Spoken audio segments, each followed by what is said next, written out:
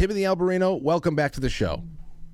Frank, thanks for having me back. Hey, man, listen, so how long did you spend outside the country? Because I know you went down to Peru. We're going to get into that in just a second. But then you were posting pictures from other ancient locations in Guatemala, I saw. Were those the only two stops you made? This year I've been to Peru twice and Guatemala once. Okay. So then on this trip, it was those two in one trip, though. I went to Peru, and then I came back for 1 week, and then I went to Guatemala. Oh, okay. All right. Okay. I thought you just stayed out there. It's been a while since we had seen you, and but that's incredible. You know, listen, there's no better way to start this than by just having you take it from the beginning with what was going on in Peru. We had the jungle sightings that made international news. It had a touch of aliens, a touch of high technology that nobody could explain, a little touch of military cover-up. So, but what were the parameters of your mission? What did you learn, and where are we now?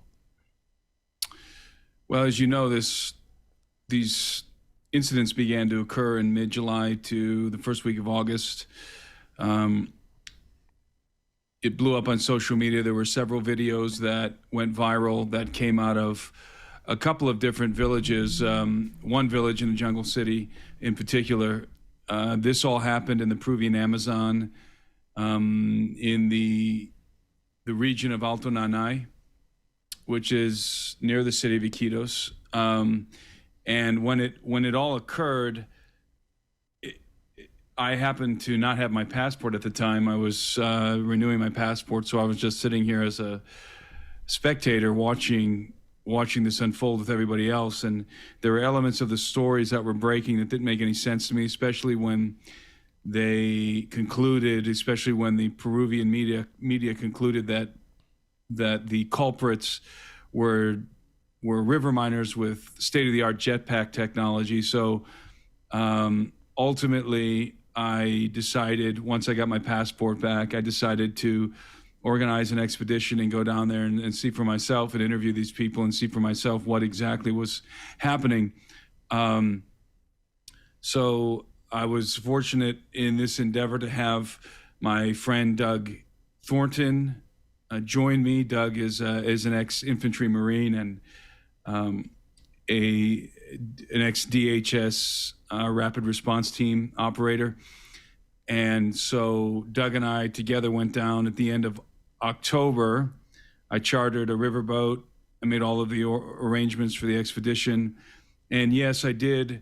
I contacted the village.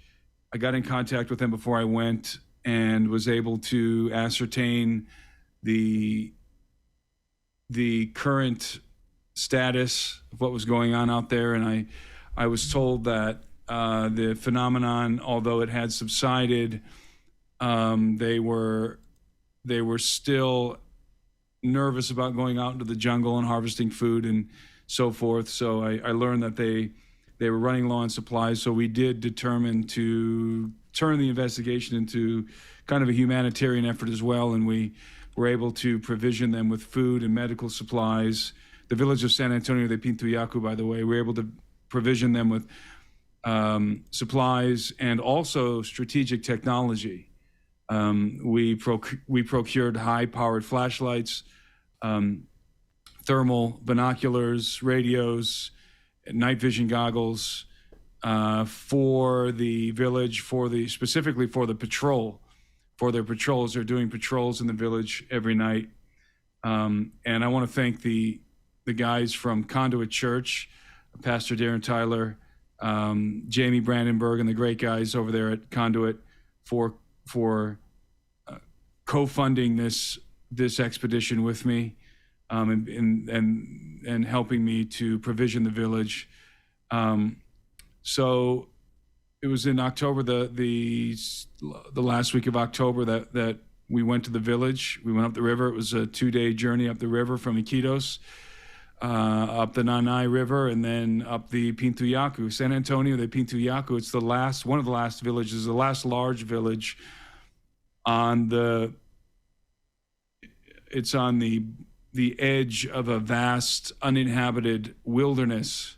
North of the village is pretty much, it's uninhabited jungle. So It's very remote, but they do have the provincial government established a communications outpost in the village. So they have satellite uplink internet, and in one building, in the government building. And so I was able to get into communication with them. I received a formal invitation to come, actually. The Apu, the chief of the village, and the elders of the village deliberated my request to come to the village and do an investigation, and they sent me a formal invitation. And in fact, the chief came down to Iquitos, met with me in Iquitos, and went up the river with me with a couple of his guys. I brought with me 2 active duty Peruvian Navy jungle operators as well. Did you guys security? Were you able to travel internationally armed, or did you have firearms provided to you there by the village, and are they sufficiently armed as well? No, I wasn't. You can't as gringos can't carry guns in Peru, and it's very difficult for the citizens to carry guns as well. But the indigenous communities do have more leeway in regard to firearms, so they all have shotguns. Okay. And this is what you learned. What part of what you learned? I have to imagine you got some of the more detail about how whatever they were facing in the jungle was actually seemed to be impervious to these firearms, right? Yeah, they carry 16-gauge shotguns, birdshot. They do modify the birdshot and create larger slugs, especially for the traps. So when I got to the village, I was met by a small army of villagers with shotguns, and they were very eager and happy to receive me and my team, but they were also very much in a state of vigilance. I have lived in the jungle. I lived in the jungle near this region, actually, for 10 years, in various parts of the Amazon, Peruvian Amazon. And I've never seen a village where all the men are walking around day and night with shotguns. So when I arrived, we went to this government building that they call it the Tambo. By the way, all of this is in the video that I published on my YouTube channel. You can see this, what I'm explaining to you here. You can actually see it. We recorded it with GoPros. I went into the Tambo, and we gave them all of our provisions, and they received us very warmly. They were very happy to have us there, and they even did like a traditional Iquitu dance for us, and we were very well received. And we began our investigation in earnest. And what we began to discover, what we began to hear from the testimonies as we visited the locations where the men of the village had encountered, and not just the men of the village, had encountered these face peelers, these assailants. And I was willing, when I went, I didn't know what I was going to find. I was willing to follow the evidence wherever it went, even if it indicated miners with jetpacks. I didn't really have any preconceived ideas.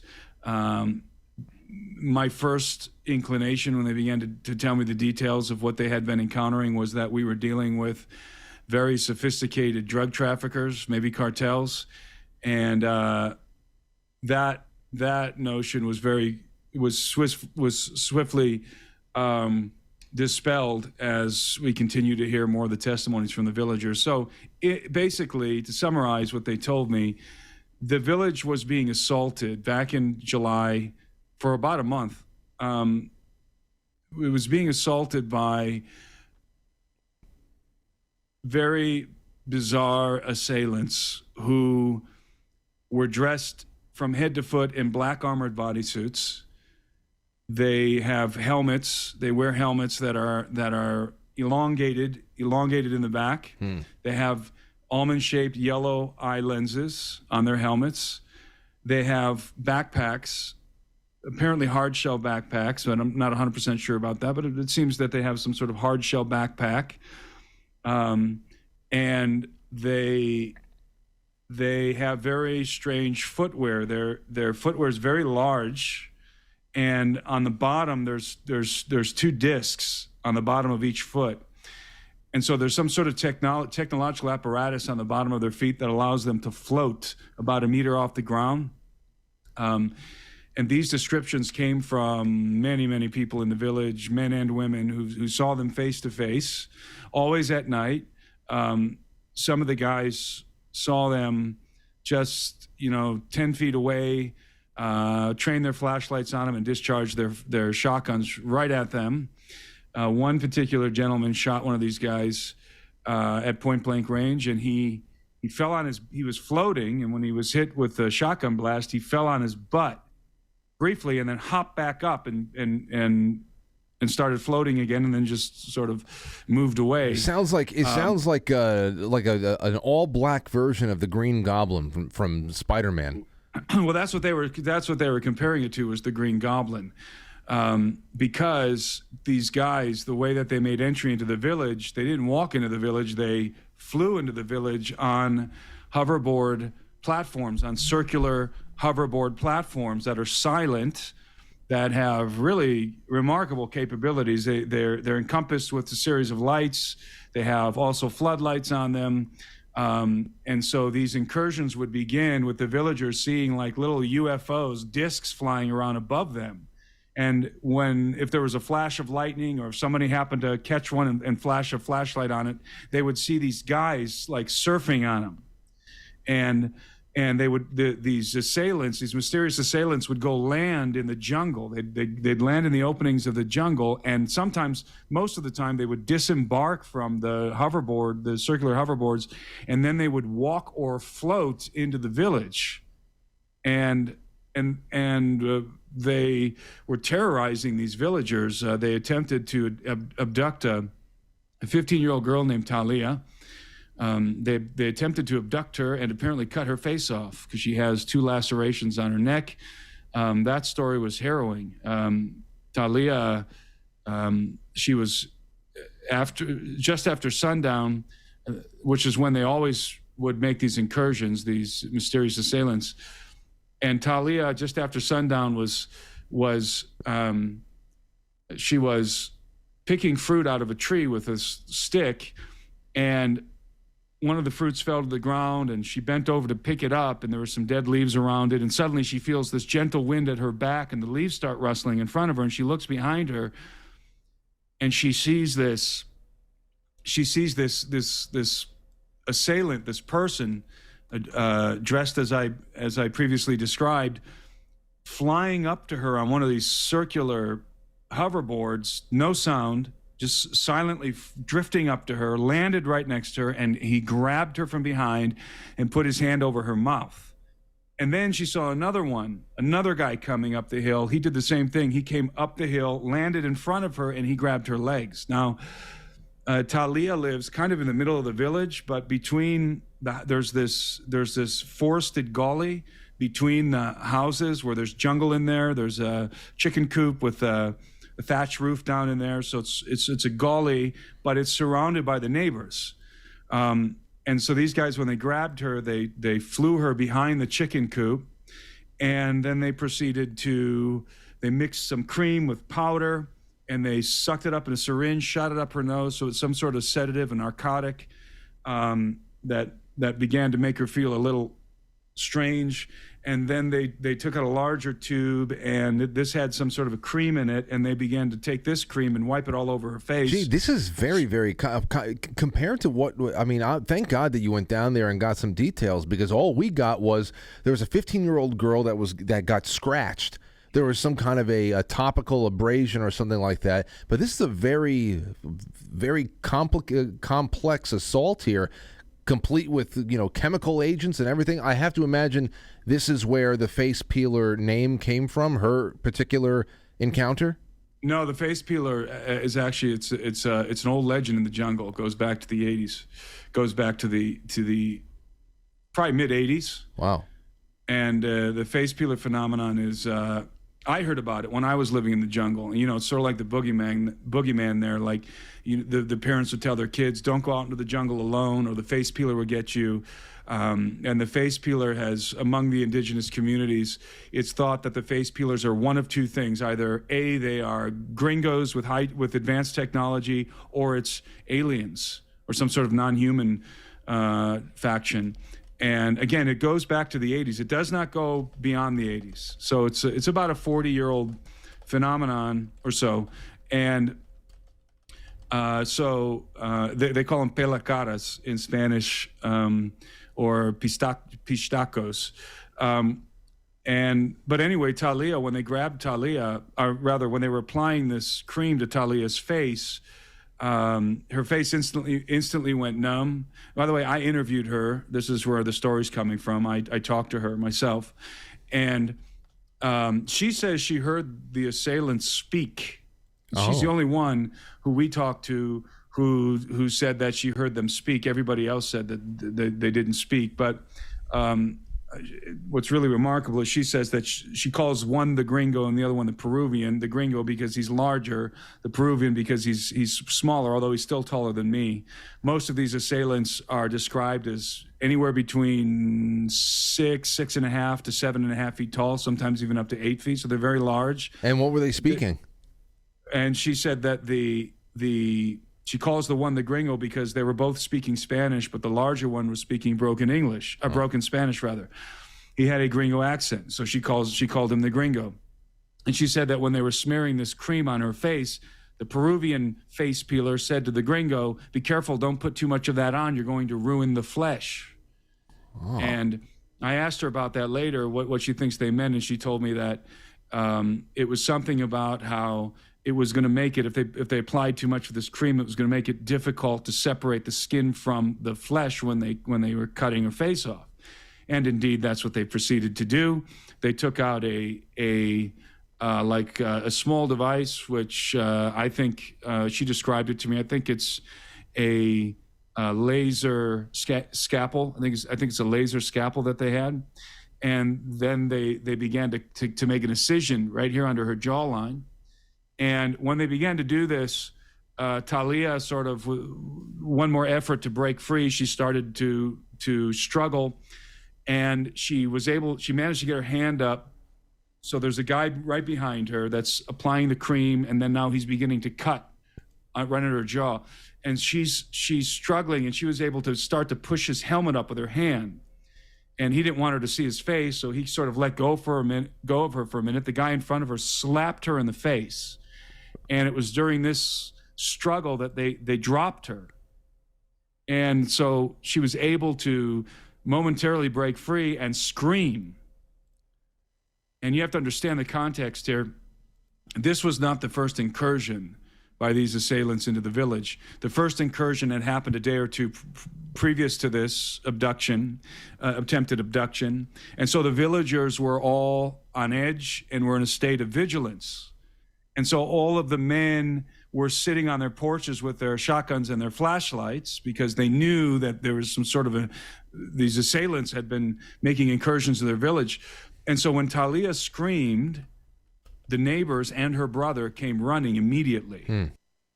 And what happened was the let's call him the Peruvian face peeler.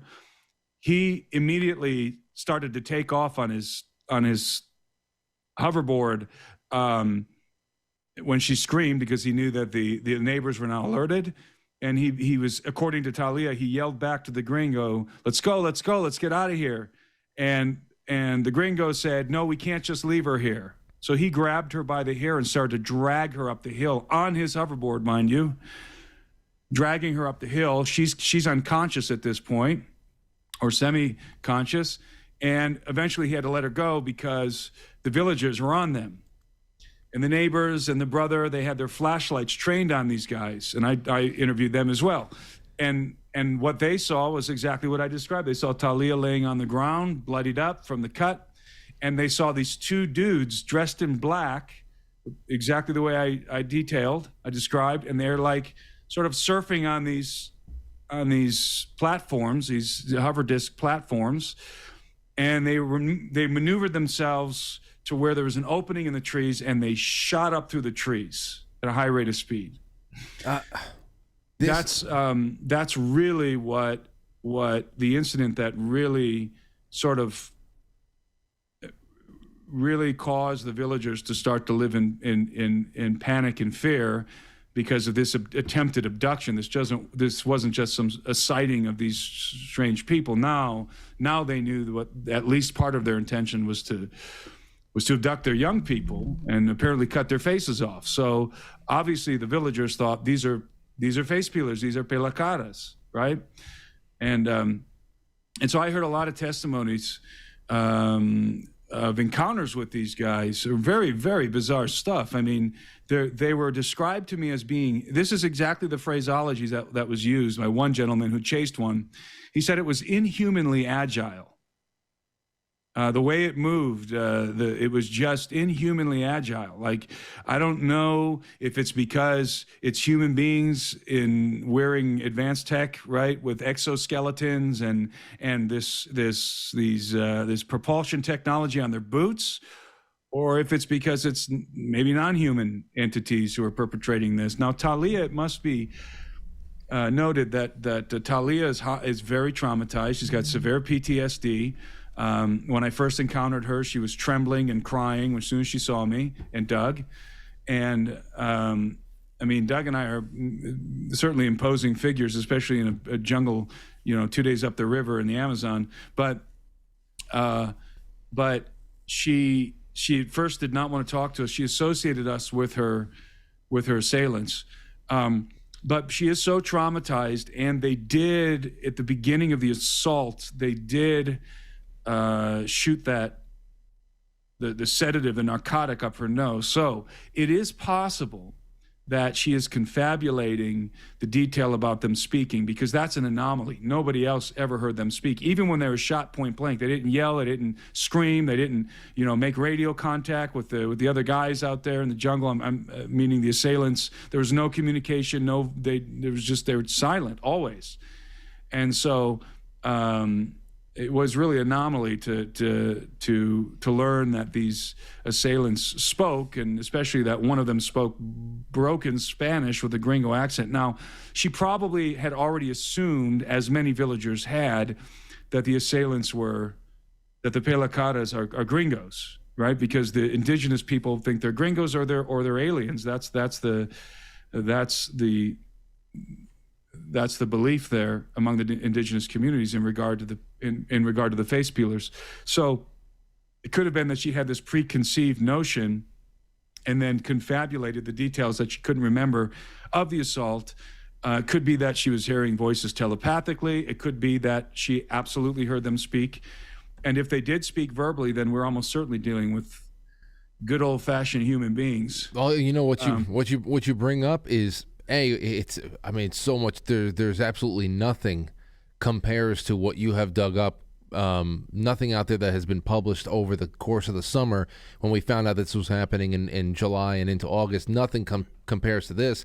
And there's so many incredible factors to it. I think it's very responsible for you to consider that if she was sedated in some way, that everything she remembers after that could be a result of being in an altered state of consciousness. But the other hand, but everybody has seen the agility of these. I mean, far more people than her have seen the agility of these entities on these crafts. And here's the biggest mix that we have now is the technology that has been used is really incredible, especially from the standpoint that it's not any kind of drone we have heard about, because it's silent.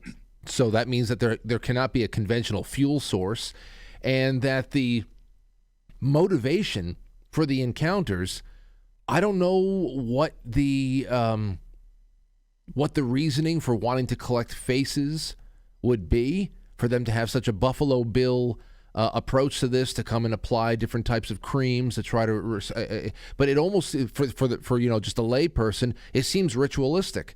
It's just a strange mix of factors here between the high technology and also the savagery, the savage intent.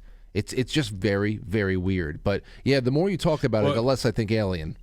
It gets weirder. So obviously these guys are in possession of some sort of unconventional technology.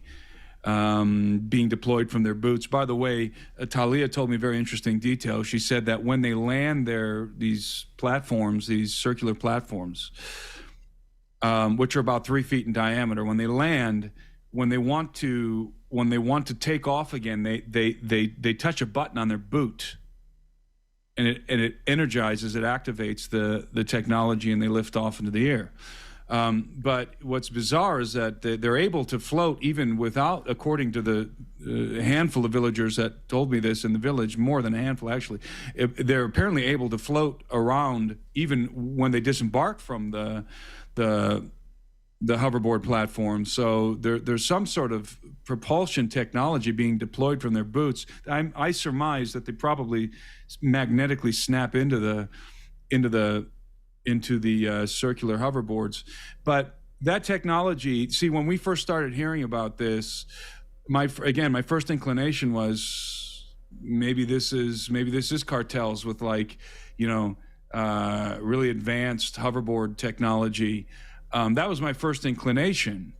But then we started hearing other details that really just belayed the notion that we're dealing with any sort of a conventional explanation here, and particularly in regard to the advanced aerospace vehicles. Many of the villagers, in fact, a handful of them, drew these vehicles in the ground. They all drew the same shape. One of them drew the shape of the vehicle on an acrylic board.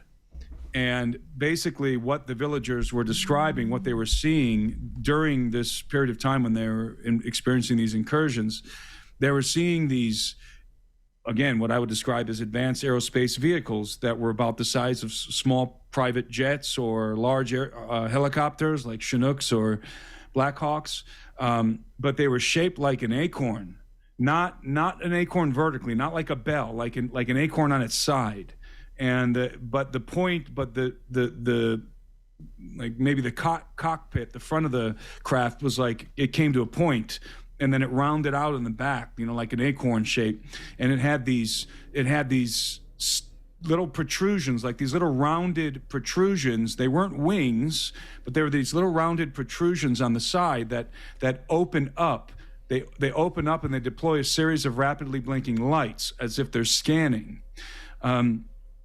Again, several of the villagers drew this for me in the dirt. They all drew the same thing. And then one gentleman told me his encounter with one of these craft. He said he was pulling up his nets at 3 o'clock in the morning one night, and that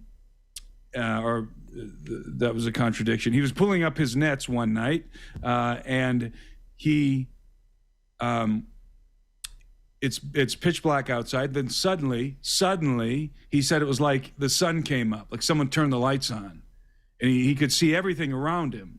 And he's looking down to the water, and he sees this reflection in the water. He looks up, and 30 to 40 feet above him is this craft that I just described, and it's just hovering there silently. He didn't hear it. It's just hovering there silently. It just suddenly turned the lights on, right? But what was really interesting about this guy's sighting is that he said the craft was transparent. It had a mesh. It had like a transparent mesh around it. And he saw two people sitting inside. One was like in the front in the cockpit, and the other was sort of in the middle. And he described this thing in great detail. Again, he drew it on the acrylic board for me. And he described the way the lights were around it. And he said it was completely silent, and it just hovered above him for a while. And then it moved away. And when it began to accelerate, it made like a low frequency humming noise.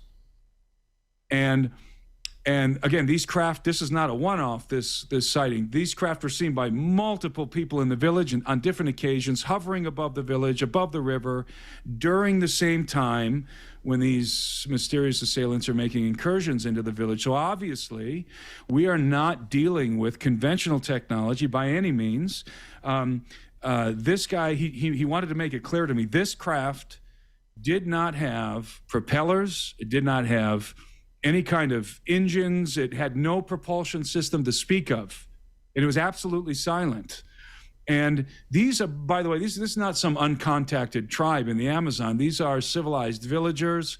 They watch all the same movies as everybody here in America. They've seen all the Marvel movies. They have cell phones. They go over to the government building and they can sit there and connect to the internet and watch Netflix if they want. They probably don't have Netflix accounts. They watch YouTube. They have social media. Okay, so these guys know what helicopters are. The military helicopters fly around every now and again, going out into the jungle on different missions. They see helicopters routinely. They know what all this is. That's how they knew who the Green Goblin was. That's why they made that comparison right away. The first thing they thought of is exactly the thing that you and I would think of. That looks like the Green Goblin, because they had seen the movie. So we're not dealing with a bunch of dumb villagers who don't know what a helicopter is. Right. Yeah, these guys are very clever, very intelligent people, and they know they knew that what they were looking at was unconventional technology, because it didn't have blades, and it didn't have exhaust, and it didn't have engines and any kind of noticeable propulsion system, and it didn't make any noise. Right, and then this is why the more you go on, there are certain questions I had for you I'm just crossing out. But there's certain portions of some questions I had that are still around. Like, for example, now you just said that these things were translucent, that you can actually see through some of them. That at least that's what's being reported by people on the ground. I was going to ask you if because of how these things have been so quiet, and in some cases have been a little bit of they've been pretty resistant or unaffected by a bird shot or anything like that. Is it at all possible that they are holographic projections and not physical? But then you can't shine that kind of a light from a holographic projection. You actually need some kind of a light fixture. That's, so it can't just be a projection there. Then I started wondering before we got on the air, perhaps is it possible that they're tulpas, some kind of a psychic projection? But all of this just seems less and less likely. But there's little aspects of all of it combined. They're very physical. The phenomenon is physical. It is not paranormal. It is not supernatural. It is a very physical phenomenon. It's technology. When these guys are shot with the bird shot, you can hear the pellets, the pinging, dinging off of their body armor. By the way, the villagers set up traps around the village. They set these traps up. They use them all the time in the jungle. They're very dangerous. They're just sort of like a tube with a firing mechanism, and they stick a cartridge in the tube, and there's a tripwire, and they're very dangerous. And I've seen all kinds of accidents with them. And they use them to shoot small game, right? So they usually put them about a foot off the ground. And they kill deer, and they kill, they kill pigs and different things in the jungle with them. But they set 9 of these traps up around the village, but this time with the intent of shooting one of these guys, right? One of these assailants. So they elevated the trap so that they estimated how high the knee would be on these guys. And so they put the trap, maybe, I don't know, a couple feet off the ground or a few feet off the ground or something. And they set 9 of them up around the village, and the traps would go off at nighttime. They'd hear them going off, and then they would run out to look, and they would see that the trap had been triggered, and they would see the footprints in the ground, in the soil, of these assailants, of these strange people, and their footprints. They all describe their footprints are very large footprints, like really big. Like they would all go like this. They're really big, and there are 2 circles on each foot. So they're like 2 discs on the bottom of their shoes. And I don't know if these guys were just if these assailants were just screwing with the villagers and blowing their traps off, or if they were tripping them and just impervious, because there was no shrapnel, there's no blood or nothing. Yeah. Unfortunately, a woman from the village accidentally walked into one day, and it blew a hole through her thighs. She had to get emergency medical treatment. That happened in the last couple of months. So, this is a very, very kinetic phenomenon. It's not an apparition or a hologram or some, as I said, some sort of supernatural thing. These are physical, corporeal beings, people wearing technology and deploying technology. I would assume that they have night vision built into their helmets, and that they have all kinds of different technologies. By the way, they never have any weapons in their hands, ever. I'll jump forward for a second and say that just a week ago, I spoke with a young man in a village near the city of Yurimaguas, which is southwest of Iquitos. It's still in the Peruvian Amazon. It's a little more towards the Andes Mountains. And this individual, he told me the same story. They had the same sort of incursion in his little village. Same dudes flying around on these silent circular hoverboards, dressed in black armored bodysuits. But in this case, this is a really interesting story, because when these assailants made an incursion into his village, he was taking a bath in the river. He comes running out of the river, throws a towel on, grabs his flashlight, grabs his shotgun. He sees one of the guys going into the jungle. He pursues. He starts running after him. He gets close enough to one of these assailants that he shot him with his shotgun, and he only had one cartridge, so he threw the shotgun down on the ground, and he sprinted after this guy that he shot. And he must have damaged the technology, because the guy was lifting off into the air, but he couldn't, he kept coming back down to the ground, and he was lifting up into the air, and this guy Pablo, the guy I was talking to, he was able to run up to him, and he tried to tackle him, grabbed him by the waist as he's going up in the air. And this face peeler, he pulls out what Pablo described as a mini flashlight, but he said it was a laser. He pulled out this laser device and flashed it on Pablo, and it instantly knocked him unconscious. What the hell? Instantly knocked him unconscious, and he woke up, and his buddies came running, and his dad, and found him there, and he has since had heart troubles. Tim, screwed with his heart. As you're saying this, I'm saying to myself, somebody has to have given approval for some organization of people to go and test this technology on a bunch of villagers. I mean, is there any governmental stepping in or any kind of supply? So the villagers have been pleading with the Navy to come and help them. They wanted the Navy to patrol the rivers and watch over the village at nighttime. The Navy never responded. 2 police officers went to the village, to San Antonio de Pintuyacu. Only 2 police officers went to the village. They had a Navy escort, but the police did the investigation. It was a piss poor investigation. It's the Peruvian police who they fabricated the jetpack miner story. It was an absolute fabrication. If you go to the village out there and you talk to these guys, they're absolutely offended by the notion that these are miners, river miners, or miners with jetpacks. It's absurd. These are not miners of any kind. And these are not cartel members either.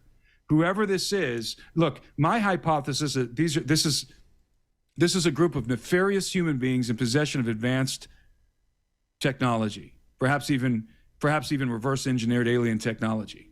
And these guys, this has nothing to do with cartels. Listen, cartels have military grade weapons. There's no question about it. They have military grade assault rifles. They even have some of the vehicles and some of that stuff that we were deploying, for example, in Afghanistan. They have military grade hardware. They don't have fighter jets. They don't have a fleet of battleships. There's no way that cartels have advanced aerospace vehicles that can hover silently over a village, can be transparent and this level of technology. They don't have it. It's not logical to assign this phenomenon to any kind of a conventional explanation. Now, human beings, yes, I think they are human, but this is unconventional. So we're talking about like deep state, dumb state, black ops, breakaway civilization type stuff. And there's no conventional explanation here. So I know for a fact that we're not dealing with miners and we're not dealing with narcos. And I know for a fact that the objective here is not to drive the natives off of their land so that they can mine the river. That's what the police officer said, which, by the way, was picked up by the Peruvian media and then picked up by the press in the United States and just ran with it as if mystery solved. We solved it. It's miners with state-of-the-art jetpacks. Of course. Why didn't we think of that? That's why it's absurd. I'm telling you, that's why the more you color this in, the more I feel like the people who once again should be protecting a certain a group of civilians are really just standing back and trying to give cover for an ongoing operation, whether it be the testing of something or it's just very, very odd. Now, listen, I want to hold you over to the second half of the show. I'm going to go on an intermission now, real quick. It's only a minute and a half break, Timothy, so stick with us because I have one more question about this. Then I want to shift gears to questions about free will and maybe a little bit of Christmas there, too. So we're not done. Everybody, ladies and gentlemen, please follow us over to pilled.net and also to, or if it's easier for you, quite frankly.tv. We've got more with Timothy Alberino. If you are on Rumble and YouTube and Rockfin, the links are all there for Pilled. There's no paywall there. It's just 2 clicks and you're over. And again, this episode will be uploaded in its entirety later on tonight on Twitter, on Rumble, on Rockfin, on BitChute, across all podcasts. And this isolated interview with Timothy Alberino will be uploaded as well over the weekend on Rumble and YouTube. We're doing that a lot more now too. So, but listen, there's nothing like live. We have a lot of great stuff to talk about with Timothy still. So follow us on over and we'll be back in about a minute and a half. Don't go anywhere. Welcome back, ladies and gentlemen. We're here on the other side of intermission. And Timothy, here's what I want to jump off back right into the mix here with you. Here's a question that came in from Casey out in the audience, and I really appreciated this one because it's a little bit more centered on what this could be in a very kinetic, real-world kind of a sense. Where the hell is it over here? Oh, here, from Casey. Has Tim managed to get an in with anyone who's part of the bigger business community? Perhaps, like, what types of land deals are trying to happen out there? Is this just a big Scooby-Doo episode where one business owner is trying to scare a landowner away or something of the sort? Okay, so that's what I was going to segue into. I wanted to say that one of the things that I now know, having completed the investigation, is that this has nothing to do with the land. How do I know that? Because the initial claim was that these miners were trying to drive the villagers off their land. Well, that may seem plausible for a village that's as remote as San Antonio de Pintuyaco with only 200 inhabitants. By the way, this is the Iquitu community. Fine, that may seem plausible. The problem is that the same phenomenon occurred in Nauta, which is 2 hours by road from Iquitos. Nauta has a population of 35,000 inhabitants. And Nauta has a military base, a Navy base, and a well-armed police force. We're talking automatic weapons and helicopters now. So whoever these people are who are making these incursions with this advanced technology into these villages, they're also bold enough to do it in a city of 35,000 inhabitants. I've even heard rumors recently that they've been encountering these guys around Iquitos, which has hundreds of thousands of people. So it's not about the land. It's not about the land. It's not narcos. It's not miners. And by the way, as I'm saying this, because I've been all over on different radio programs, even the BBC, all over the place talking about this, we should expect photos to come out, videos to come out of some people equipped with janky jetpack technology or something, and the media claiming, we caught the face peelers. It's just a bunch of, miners or narcos out there with these jetpacks that, you can fly 5 minutes before they run out of battery life. Don't believe it. It's not that. I know that for sure at this point. In fact, the Peruvian press has already been caught publishing fake images of guys on conventional hoverboard technology with these huge backpacks. They got caught publishing fake pictures of the face peelers, right? So it's already beginning. Listen, there was a particular video that came out, and all of this, by the way, this isn't going to make a whole lot of sense until you see the video I'm going to reference here, which you can see on my YouTube channel on the After Action report that I published. It's got about 160,000 views right now on my YouTube channel. It's a few videos back now. there was a particular video that came out in that time frame of mid-July to early August that depicted it was a chaotic scene at nighttime.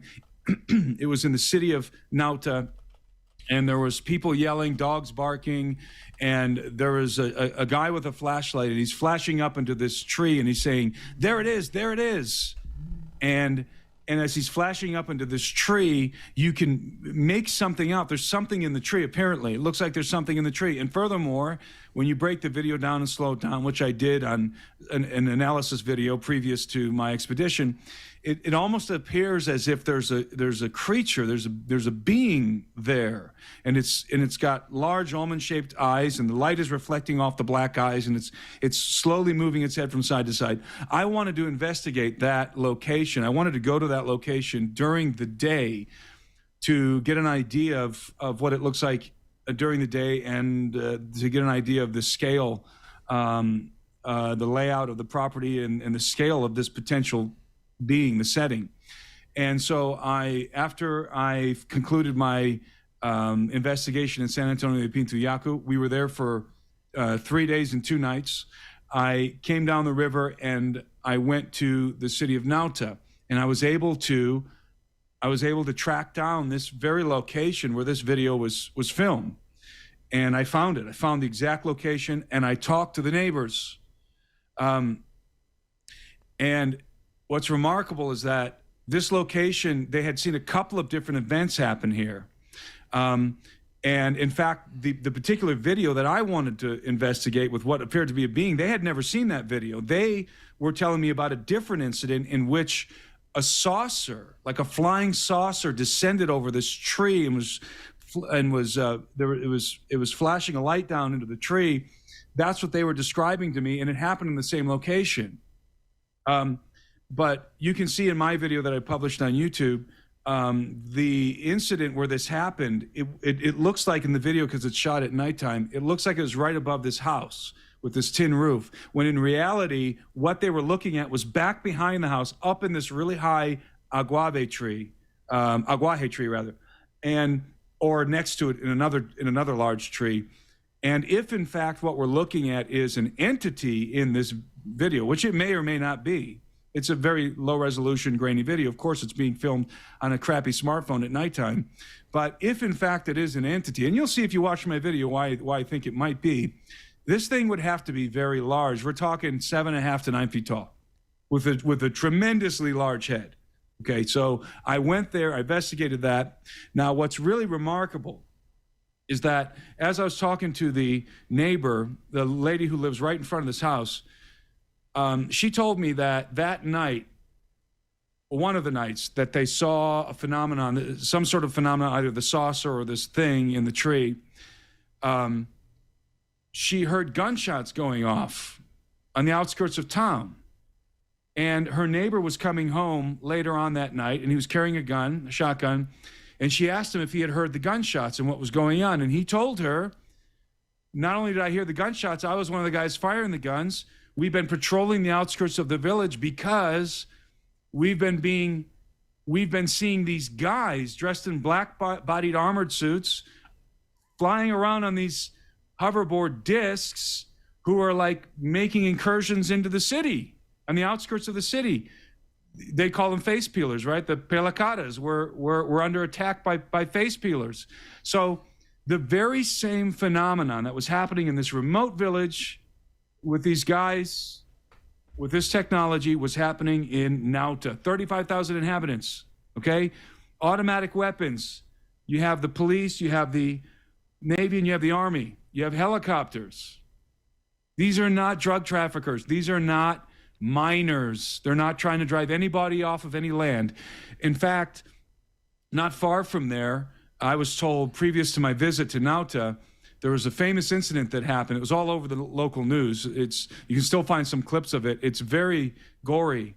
It's very graphic. It was a boy, I think he was 12, 13, 14, maybe 16 years old. I don't remember, somewhere in there. He's a teenager. And this boy was in a village, he was in a village not that far away from Nauta, but it was up a river. I think the village is called Bagasan. And the boy was assaulted, and they told me in Nauta that he was assaulted by a face peeler. And somehow he was rescued, and same deal. These guys dressed in black on these discs. And this boy was rushed to the hospital, the emergency room in Nauta, because he had very, very deep lacerations on both sides of his face, under his jaws. Very deep, very gory, graphic. I posted it on Twitter. You can find it. It's usually blurred. I found the unblurred version of it. And it's like his skin is just flapping. I mean, somebody really was digging deep into his neck on both sides. He almost died. He lost a lot of blood. He was in the hospital for a long time. Thank God they were able to save his life. They gave him a transfusion and sewed him up. But everybody in town told me that was a la cara attack. That was a face peeler attack that had occurred in the same time frame as the villagers in San Antonio are getting attacked and the people in Nauta. And what was the last time that there was a reported incident? Because I know this was all really very hot and heavy in July and August.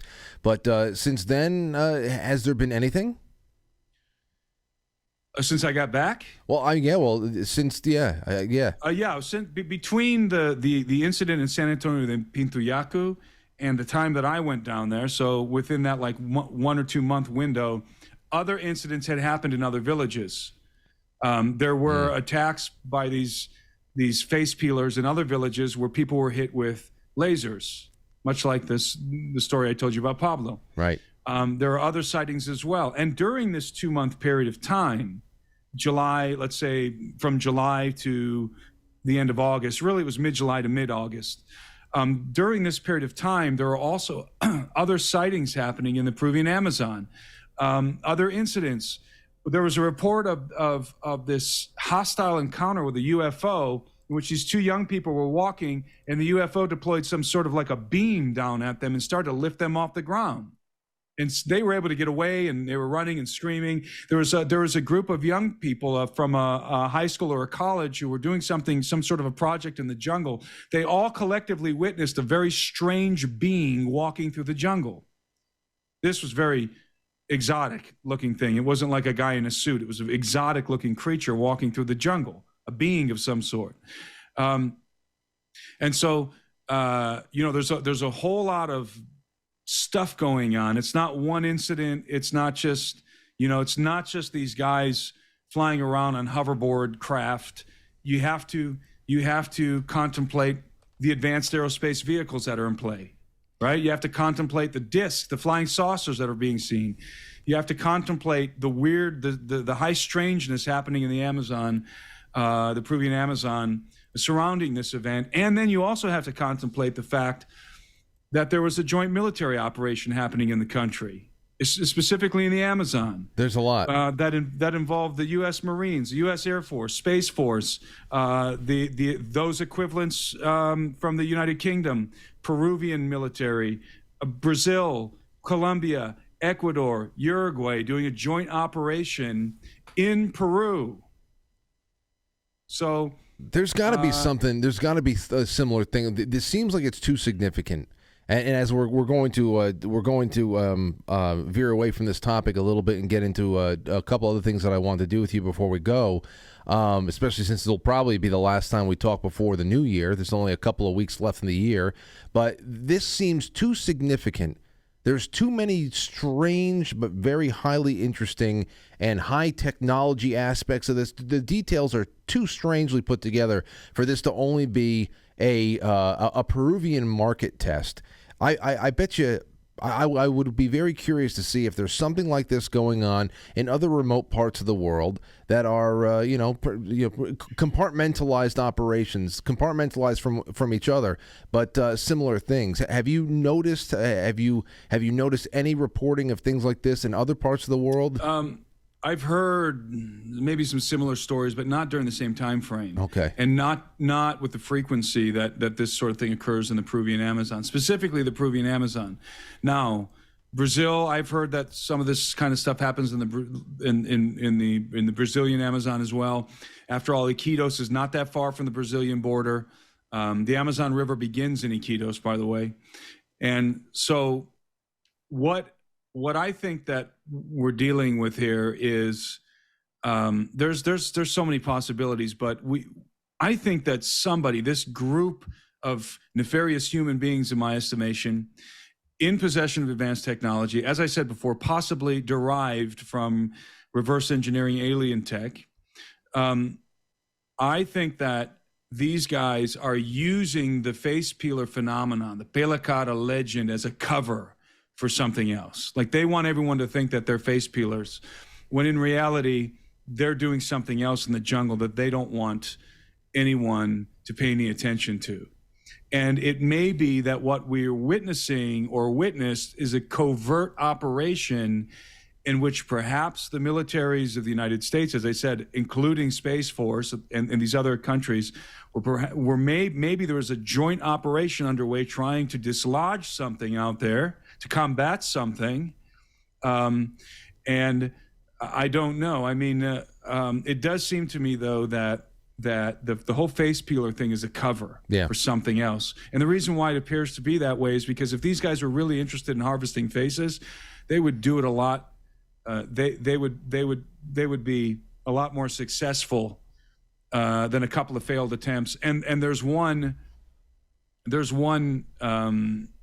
case that I featured in a video on my YouTube channel of a young man, maybe in his early 20s, probably early 20s, who they found was from one of these villages, and his face, 2/3 of it was completely gone.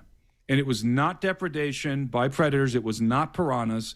You can clearly see in the video, if you watch the video on my YouTube channel, because most of them are blurred, not the one that I featured. In fact, it got me, I got a strike from YouTube for it. But you can clearly see that where the guy's face is peeled, it's a very clean, precise cut. It's cut with a very sharp knife or laser or something. It's a precision cut. It's not the work of piranhas. Yes, piranhas can clean you to the bone. There's no question about it. But they don't clean you with a nice clean cut. They don't. Their teeth are like saws. They just tear your flesh apart. Is there any? And they nick the bone.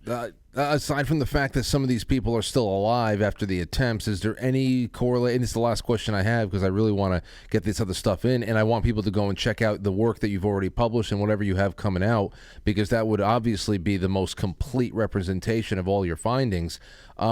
Is there any correlation to the types of clean cuts that we talk that are very anomalous and are usually the common thread in all cattle mutilation stories and investigations, where the animal carcasses seems to be mutilated in ways with tools that seem not to exist in any operating rooms around the world?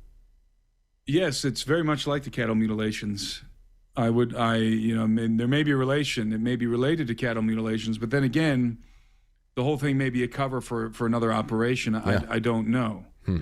It's very nefarious, and it's very frightening for the people who live there.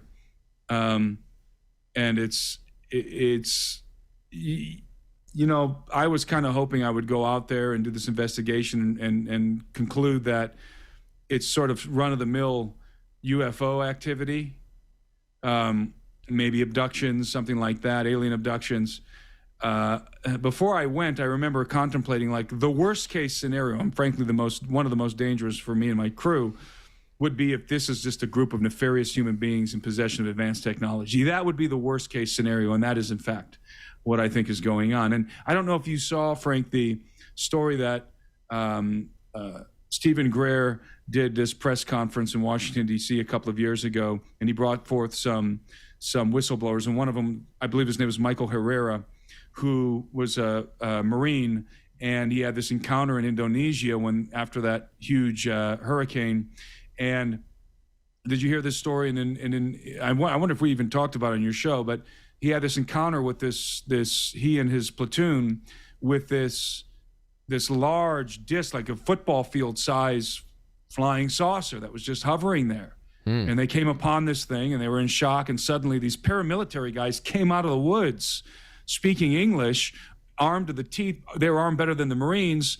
And long story short, Herrera realized that there's a faction of human beings in possession with advanced technology that somebody is employing, and he deduced that it was being used for human trafficking. Jeez. So I think what's going on, the face peeler phenomenon in Peru, or at least this iteration of it, is directly related to it's related to Herrera's story, this Marine, and what he witnessed. This is very nefarious, and it's like your worst nightmare come true. We've got these technologies out there that could change society, that could completely revolutionize society, probably pull everybody out of poverty, and instead they're using them for human trafficking, organ harvesting, sex trafficking. Who knows? Peeling people's faces off in the Amazon. It could honestly, a lot of it could just be psychological, on a psychological level. There's a lot to learn about people. As we know, you put people under stress and you get a lot of information out of them as far as how a human being would react in certain situations. I mean, there's plenty to glean from just the reaction that these villagers in Peru, how they reacted to this this presence around them. So there could be a psychological aspect of it. There could also just be who the hell knows. It may as well just be, hey, let's go see how these damn hovercraft that we have work in tight conditions in a jungle setting, because obviously that's very tight, dense yes. geography. So this would be, if you're going to bring any kind of technology, transportation technology, into a setting like that, I guess this would be the most limber thing to test out. But you're totally right on the implications if that really is exactly what it is. And I can't wait. Now, all this stuff is already on your published on your channel, or you have more forthcoming? Yeah, my YouTube channel. I did an after action report. I published that like 4 weeks ago. Okay, good. You'll see it. It's a couple videos back on my YouTube channel, and it's the whole thing's there, and with the video that we captured with the GoPros. Okay.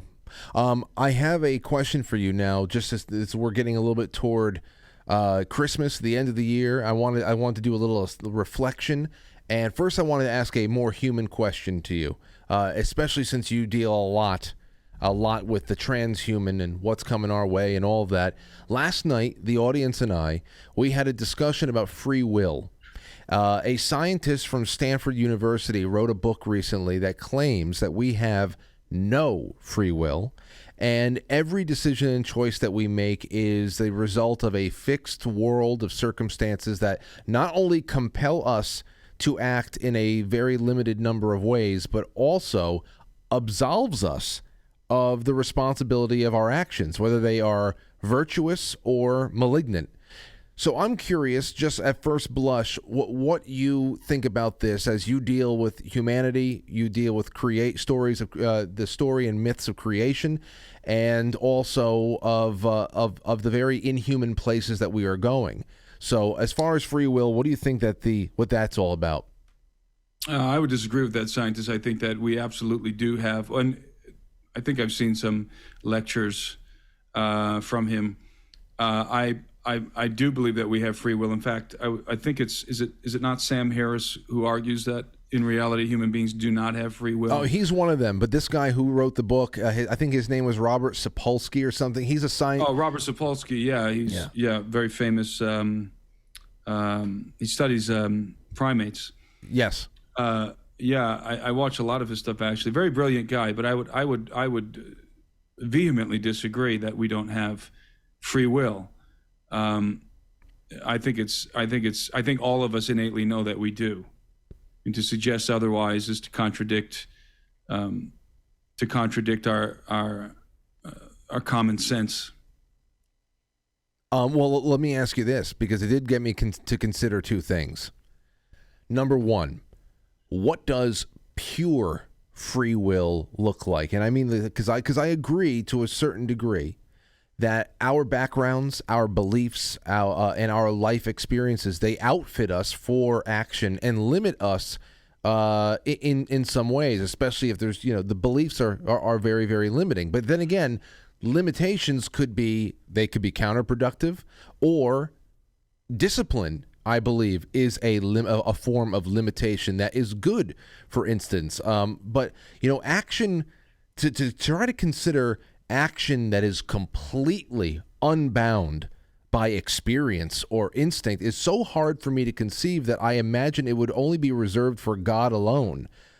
So I don't see us as purely free will beings that are driven purely by free will. We definitely do have our upbringings and our life experiences that give us a little bit of a preset of data points and how we go through life and make choices and decisions.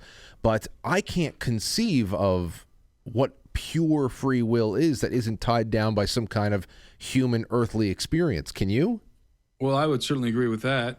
I don't know exactly what the definition of free will is, because certainly all of us are influenced by our backgrounds, our cultural aspects,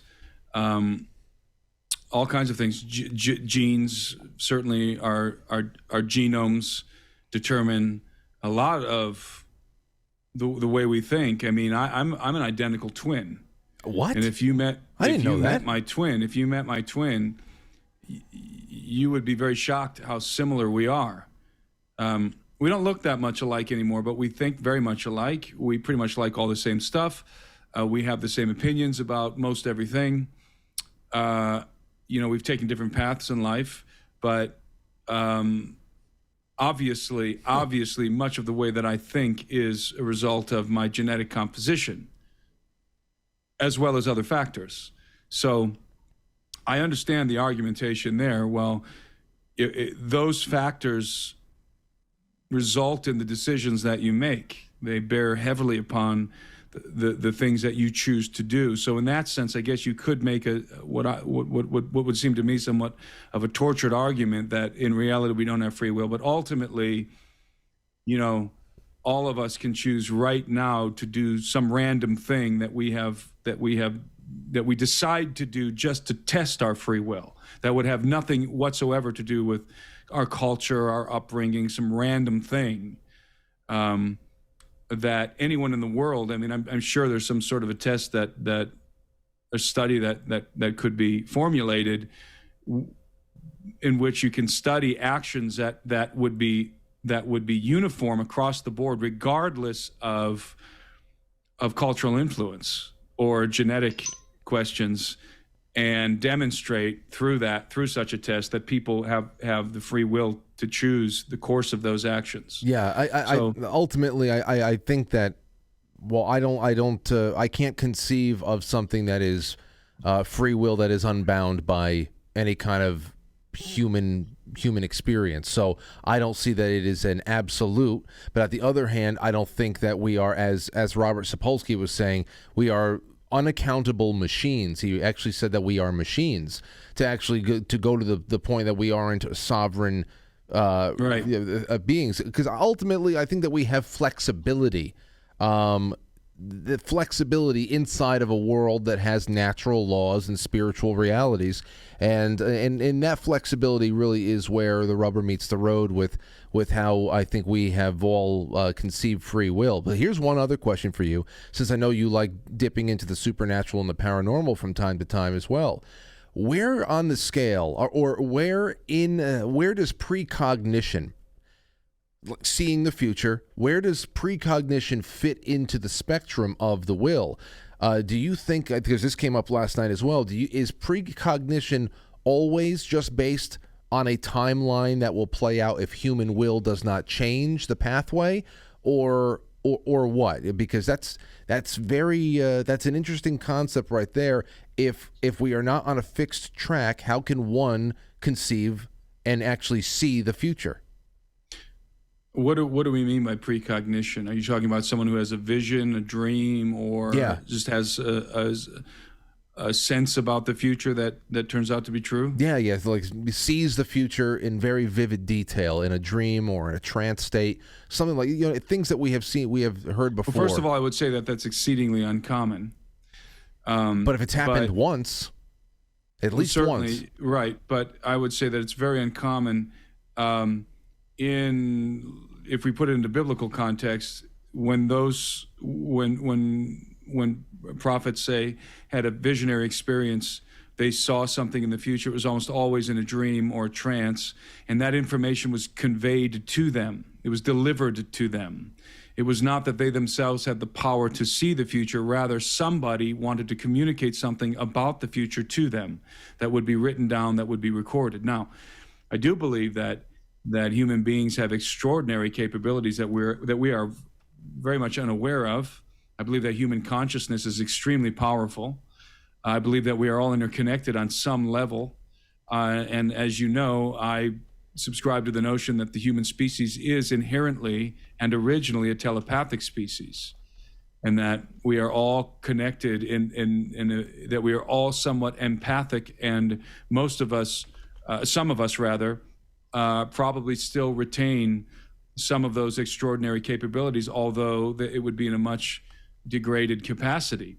So, but precognition, it depends, if you have a vision, for example, if you suddenly have a vision, if you have a dream, again, either you're either in a dream state or you have a trance, and you're seeing something. Well, it may not be your own mind. It may not be what you're seeing and perceiving. May not be coming from you. It may be coming from somebody else who's showing you something about the future. So I'm not sure I would attribute the ability to see into the future to any human being at all. Wow. Rather, we have an ability to receive a communication about the future, which is different. That's very, I didn't even consider that it is a transmission, that we are receivers in that respect. And, okay. Well, that is as fair as anything I could have asked for. Now, I have one question. Since you went biblical, I have a question about that and then a personal question about Christmas. Here's a question that always comes in for you. Maybe the last 6 or 7 times you've been on, but it comes in like the hour before I go live. I don't see it until afterwards. Troy asks, Frank, with all the supposed UFO disclosures going on right now, please ask Tim what he thinks Elijah caught a ride on. Well, you're referring to the chariots of Israel. Elisha, when he saw Elijah come, when he saw these angelic beings come to collect Elijah, he yelled out, my father, the chariots of Israel and its horsemen. Now, the chariots of Israel are also called the chariots of God, or chariots of fire. So those are 3 appellations for this technology: the chariots of Israel, the chariots of God, the chariots of fire, which one encounters on at least several occasions throughout the biblical text. And now, back in those times, Bronze Age people, the most advanced vehicle conveyance that they knew of was a chariot. That was it. That's what the princes and the kings and all of the important people would travel on chariots. There was nothing more advanced than a chariot traveling on land. So when confronted with an advanced technology, the nomenclature simply isn't there to describe it.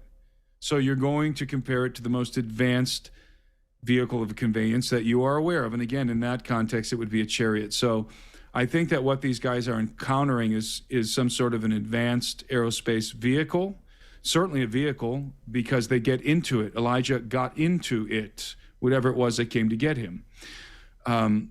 Listen, it's Christmas, so we all, most of us are pretty convinced at this point that there's no such thing as flying reindeer, pulling a sleigh. Why? Because that's impossible. Reindeer don't fly. Right. It's as simple as that. So, we can apply the same sort of logical thinking to the biblical narrative. Horses don't fly. They're not made to fly. A horse is designed to live on the earth, to eat grass, to run. It's not designed to fly. So obviously, we're not talking about a chariot and horses. We're talking about some sort of a vehicle that is it's a transport vehicle, and it's being compared to it's being described with that language of the chariot, because that's, as I said before, that's the most advanced vehicle of conveyance that they knew of at the time.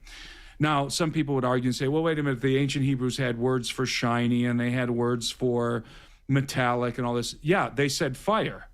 So when you see a craft, for example, moving through the sky, oftentimes there's bright lights associated with it. Like an ancient person who's looking at Christmas lights on your house. Let's say you could go back in time and bring a Bronze Age person into the present, walk them down your street and have them look at all the Christmas lights. What are they going to think that is? Yeah. Fire. They don't know what electricity is. It's fire. All these houses are adorned with multicolored fire, right? Tongues of fire or whatever. So I think it's very clear in my mind that the chariot of fire, the chariots of Israel, the chariots of God are advanced aerospace vehicles of some kind. And those are the vehicles, some of the vehicles that were involved in the giant war of antiquity. You're talking about. Well, that's prehistory. Possibly. I mean, we might be talking about Vimanas, Mercury vortex engine, flying machines, something like that in the antediluvian world. But I think that this angelic race, who I refer to, as you know, as the elder race, are in possession of exceedingly advanced technology, ancient advanced technology. Well, there you. I hope that Troy feels satisfied with that. He's been trying to get that one in for many months, many months. So then you mentioned Christmas. Let me ask you something personal. How does Timothy Alberino celebrate Christmas? And what I mean is, just knowing the nature of your work, how much the Bible is the centerpiece of so much of what you do. What are some of your cherished Christmas traditions? What do you reflect on at this time of the year, especially with everything that you see humanity being made to face in the not too distant future? We celebrate Christmas, I'm sure, in the fashion that most American families do. We have the same traditions, Christmas trees, that sort of thing, presents, and attend various Christmas events, Christmas-themed events. Christmas Eve, in my family, we have a tradition of reading the actual Christmas story in the biblical text of the birth of Christ, which is obviously what the holiday of Christmas was supposed to be celebrating. And you can debate, when Christ was born. It's irrelevant. The fact is, you can celebrate the birth of Christ at any time of the year. We usually will read, as I said, we'll read the relevant scriptures of the birth of Christ, and then have communion. Do communion with my wife, myself, and my kids, and remembering the birth of Christ and the significance of the birth of Christ, what it represents for mankind, and of course, tying that into the death and resurrection of Christ. And as far as you as an individual, with the work that you do, and like I said before, with everything that you see in your published work reflects what you see humanity being made to face in the not so distant future, with the everything that you etch out in Birthright. Are these religious holidays, are they meaning more and more to you as time goes on, and the waters that we are traveling in become a little bit more choppy? Knowing what kind of fortitude we're going to have to, we're going to have to gather our strengths for what's ahead? I wouldn't say that they're meaning more and more to me. I think that, spending time with your family in this technological world, we're all distracted all the time on phones and computers and media, that this time when we're focused on each other, and especially like Christmas morning isn't about media still. It's still about gathering around and opening presents, and that becomes more and more important and critical, I think, to the family unit as we move deeper into the technological age. So those kind of things I do definitely cherish and make sure that we, at least in my family, we preserve those things. It's easy to stop eating dinner together as a family. Oh, yeah. Something as simple as that, that so many of us, and I've fallen into this as well, everybody grabs their food and goes their own way. And that, even something as simple as that, it's good to try and to try and reverse course and have traditions in which your family and friends gather together and focus on each other and not on media or something else. And certainly holidays still have the capacity to do that for families. Very, very well said, and I really appreciate the time that you always make for us, Timothy. It's going to be a good year, no matter what the hell they throw at us. And I hope that your family has a great Christmas. If we talk before then, I'd love that. If we and then of course a very, very happy New Year as well to you. Well, I wish the same for you, and a very Merry Christmas to you and your listeners. Yes. Okay. So, do you have anything? So, aside from everything you've already published after coming back, yes. What do you got coming up? I have. You may be interested in this, and I don't know if I mentioned this to you. I am on the cusp, probably next week, of publishing a new edition for the Book of Enoch. But this one includes. I'm doing it in collaboration with Luke Rogers and Nate Henry from the Blurry Creatures podcast. Some of you may be aware of that podcast. We've collaborated on this project. I wrote a very extensive introduction to the Book of Enoch with some very surprising details in there.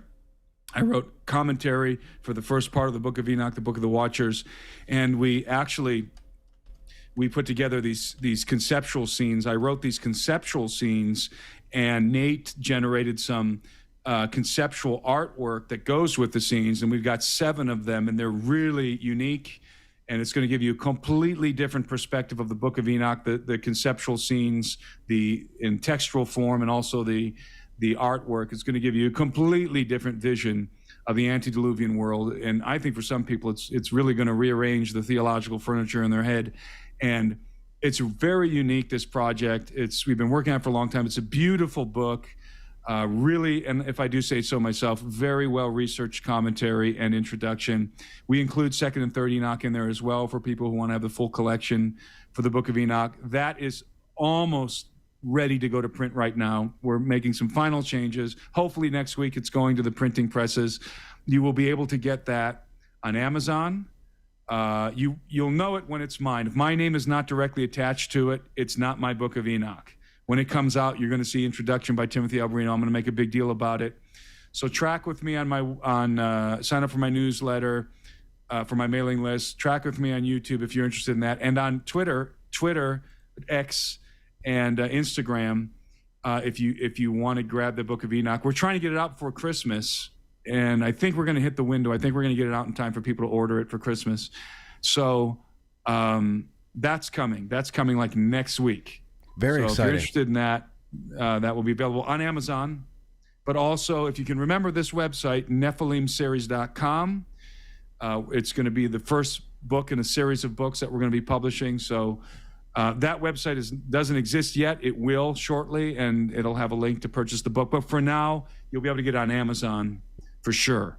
That's great. That's fantastic. I'm definitely interested in it personally because I don't think that I have the Genesis 6. I have a bunch of books, but I don't have anything especially focused on Enoch, and it'd be even optimal for me to have something from a guy that I trust his work, and I have been an admirer, at least from a distance. I haven't listened to everything that they've done, but I'm very familiar with Blurry Creatures, so that'll be excellent. I'll let them know. Yeah, that'll be wonderful. It really will be, and thank you so much. I can't wait. When I get the word about it, I'll pass the word along to everybody in the audience, so if they want to go grab it, I'm sure they will. Awesome. All right, Appreciate man. It. Yeah, have a great evening, and it's good to have you back stateside. Always great to be with you. All right, man. Take care. There you go, ladies and gentlemen. There you go, and there goes Tim. There goes Tim. Now, I know what you're thinking. Frank, you didn't ask him how many third graders he can take. Next time. I know it's a pressing question. I'm sure many of you were just very distracted the entire time she's talking about face peelers in the Peruvian jungle, but you were wondering how many 8-year-olds could Timothy Alberino fight at once. I know that you were wondering that. And there's a time and a place for all things. It wasn't right. Especially after I asked him about cherished Christmas traditions and all that. It just wasn't right. But next time, don't worry about it.